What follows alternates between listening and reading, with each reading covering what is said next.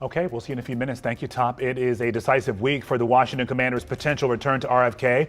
Tomorrow, the D.C. Council is expected to take the second and final vote on the stadium redevelopment deal. Now, we know Mayor Muriel Bowser wants to bring the team back to D.C., but does she have the votes to make it happen?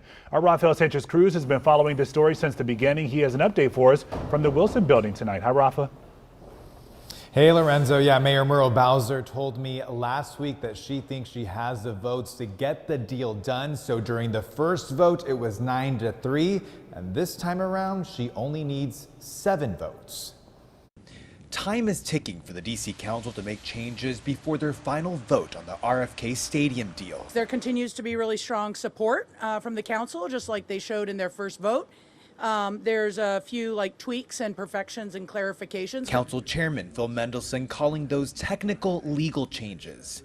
During a briefing with reporters Tuesday morning, he said they removed some of the hard dates included in the plan, mainly because there's concern the rezoning process might delay the mixed-use part of the project. December 31st, 2030 may not be achievable. So the amendment nature of substitute says 3 years after the completion of the zoning. Mendelson insists the big picture remains the same.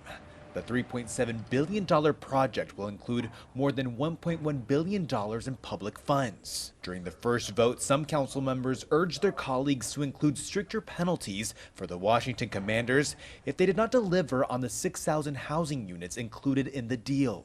For second vote, we still want to work to get those accountability measures in. I would not assume that just because certain members voted during this first vote that they would necessarily vote during the second. Mendelson told reporters he doesn't see why the Commanders wouldn't deliver on time. That's not likely because there is profit to be made from this development. He also insists the deal does include strict and costly penalties for the team if they don't deliver. Penalty provisions are that the payment of rent moves up a year. And the rent, well, I don't know for sure what the rent is, but I'm going to say I have in my mind it's between $10 and $14 million a year. So this is going to cost them.